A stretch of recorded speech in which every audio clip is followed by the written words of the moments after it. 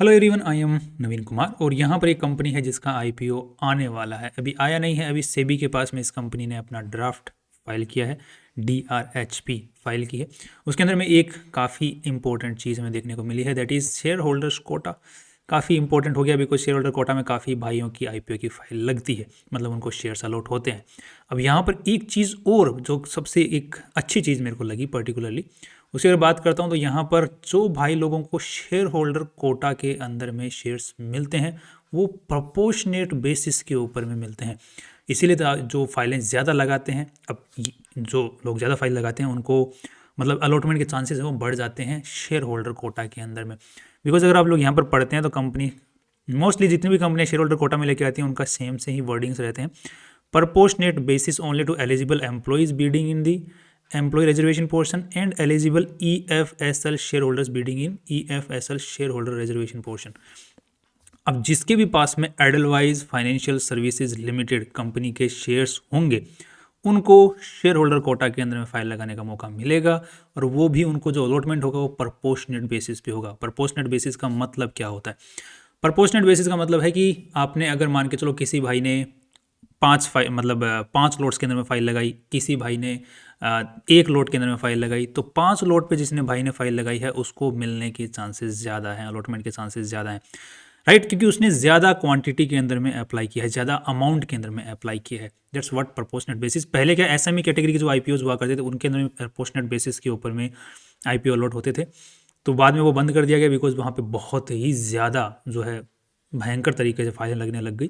तो सेबी ने बीच बचाव करके उस पर भी लॉटरी सिस्टम लागू कर दिया कि अब कोई फाइलों का मतलब नहीं है, पैन कार्ड के बेसिस पे लॉटरी निकलेगी जिसकी निकलेगी।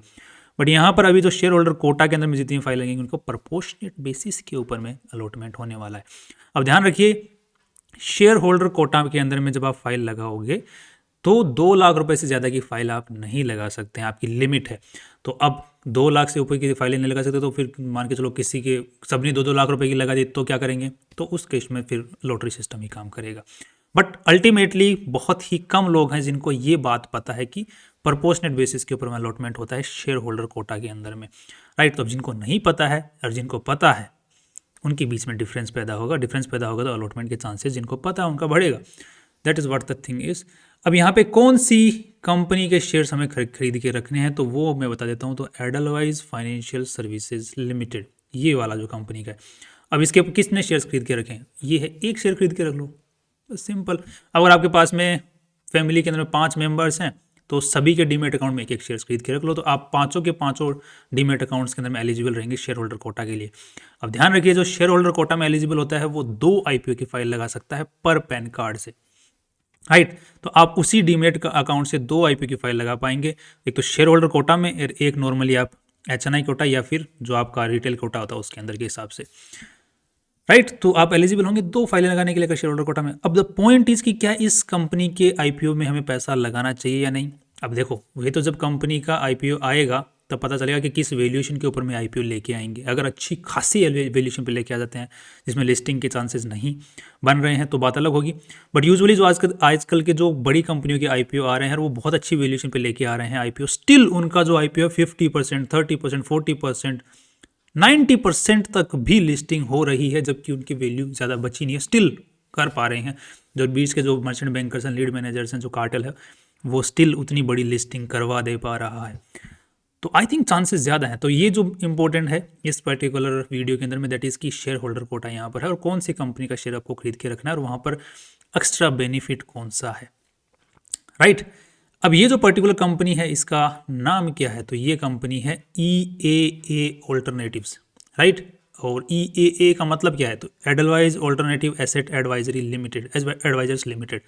इसका पुराना नाम था, इसका नाम चेंज कर दिया गया बाद में EAA India alternatives limited, right? But ultimately इसका काम क्या है? जो ये ऑल्टरनेटिव इन्वेस्टमेंट्स होते हैं जो कि जनरल ट्रेडिशनल इन्वेस्टमेंट्स नहीं होते हैं, उनके अलावा जो ऑल्टरनेटिव इन्वेस्टमेंट्स हैं उनमें काम करती है, बड़े बड़े लोगों का पैसा लगवाती है।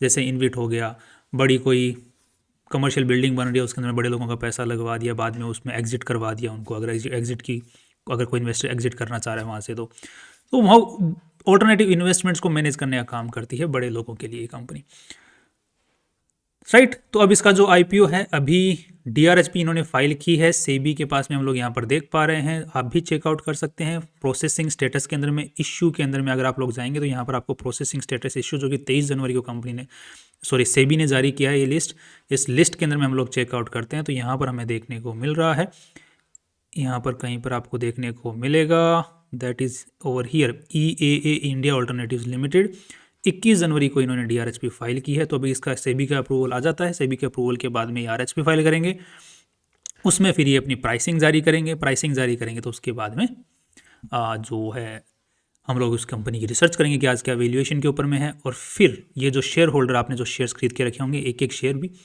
आप चाहें तो 15 शेयर खरीद लें, 20 शेयर खरीद लें, 50 शेयर खरीद लें, कोई फर्क नहीं पड़ता। एक शेयर वाला भी उतना एलिजिबल है और 50 शेयर वाला भी उतना एलिजिबल है, तो उससे कोई फर्क नहीं पड़ता। बस ध्यान रखिए अगर आपके पास घर में 5 मेंबर्स हो, 500 के डीमेट अकाउंट में अलग अलग के अंदर में, मतलब जिस बंदे का डीमेट अकाउंट उसमें एक एक शेयर खरीद लें अगर आपको 500 से ही फाइल लगानी है तो।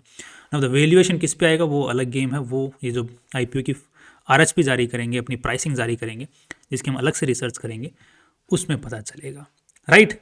बट यूजुअली आजकल इस टाइप की कंपनियों के IPO अच्छे खासे वैल्यू के ऊपर में लिस्ट हो रहे हैं, सो किस्मत आजमाने में क्या दिक्कत है, राइट। और 100 रुपये का शेयर है एडलवाइज का, तो ज़्यादा कुछ वहाँ पर दिक्कत भी नहीं है। 500 रुपये अगर 5 फाइल लगाते हो, 5 शेयर भी खरीदते हो तो 500 रुपये लगते हैं। एक अगर आपके पास में एक ही IPO मतलब लगाने वाले हो, एक ही अकाउंट से एक ही बंदे हो आप, तो 100 रुपये, राइट। तो आप शेयर होल्डर कोटा में एलिजिबल हो जाओगे, that's all the thing is, right. That's all. कल फिर मिलते हैं नई वीडियो के साथ, फाइनली सी यू टुमारो।